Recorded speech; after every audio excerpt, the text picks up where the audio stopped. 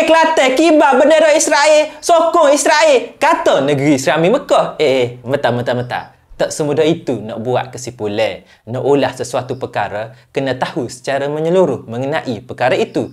Tak boleh kita tengok potongan video pendek, terus buat kesimpulan. Okey, kita selidik apa yang berlaku. Pada Jumaat lalu, satu NGO di Kelantan telah buat satu program 500 pelayaran solidariti Kelantan untuk Gaza di Sungai Kelantan. Jumlah bot yang sertai perarakan banyak, tapi tak pastilah sampai 500 biji ke tak. Yang pasti banyak dan meriah. Perarakan bot ini bermula dari jeti Pulau Pisang dan berakhir di Lembah Serik di bawah Jabatan Sultan Yahya Petra atau orang Kelantan panggil Getok Pasir Pekeh. Jarak perarakan bot sekitar 7 km.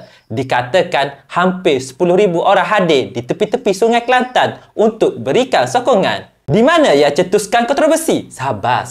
Lu sudah katakan kena tahu secara menyeluruh dahulu. Ini nak masuk kepada detik yang mencetuskan kontroversi. Ketika berada di Jabatan Sultan Yahya Petra, penganjur telah buat satu gimmick persembahan atau bahasa mudah, lakonan semula. Mereka buat lakonan semula aksi rampasan tentera negara haram terhadap kapal yang dinaiki oleh sukarelawan Global Sumuk Flotilla. Dalam lakonan semula ini, ada satu bot yang bertindak sebagai bot tentera negara haram muncul dengan mengibarkan bendera negara haram ini. Gimik persembahan ini ditamatkan dengan upacara pembakaran bendera negara haram ini. Berapa kali haram aku sebut dalam video ni? Tapi tak apa, okay? Memang betul negara haram pun.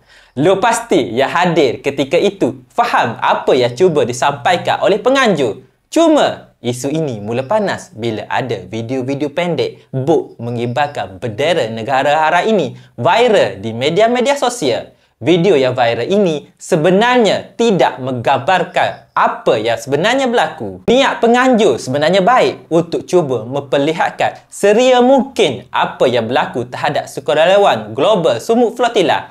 Tapi niat baik ini ada sedikit kurang sesuai atau cacat. Ya, betul, bahagian bot yang melakukan sebagai tentera negara haram itu yang kurang sesuai. Kurang sesuai sebab mengibarkan bendera negara haram yang betul. Bukan satu bendera, tapi 5 bendera. Banyak tu untuk satu bot. Semua orang di Malaysia tahu yang negara kita tiada hubungan diplomatik dengan negara haram tersebut kerana kita tak mengiktiraf negara mereka. Bila tiada hubungan diplomatik, maka bendera negara haram ini juga tak boleh sesama sekali berkibar di dalam negara kita. Bendera ini satu simbol kebanggaan sesebuah negara. Jadi, buat apa kita nak kibarkan bendera mereka? Kalau video pendek kita tersebar di negara mereka, tak pasal-pasal mereka bangga pula. Jadi, bagaimana penganjur nak buat lakonan menampakkan bot tentera negara haram kalau tak boleh nak kibarkan bendera mereka? Boleh je. Kena ubah suai bendera tersebut kepada satu bendera yang boleh menggambarkan negara haram. Seperti ini dan ini. Banyak je boleh buat. Belum pasti orang yang hadir di perhimpunan ini akan faham dengan lakonan tersebut walaupun bendera tersebut telah diubah suai. Apa-apa pun, niat penganjur baik untuk membangkitkan kesedaran kekejaman negara haram ini. Cuba bab ini je cacat sikit. Polis Kelantan sudah pun mulakan siasatan mengenai kontroversi ini. Siasatan dilakukan mengikut Seksyen 3-1 Akta Lambang Kebangsaan Kawalan Mempamir 1949. Berdasarkan akta ini, sebarang lambang kebangsaan tanpa kelulusan seperti bendera negara haram adalah menjadi kesalahan. Dalam masa yang sama, penganjur pun sudah membuat permohonan maaf atas perkara ini.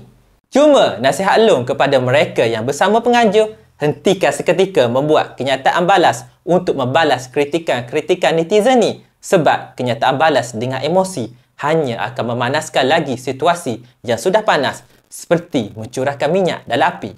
Faham kan?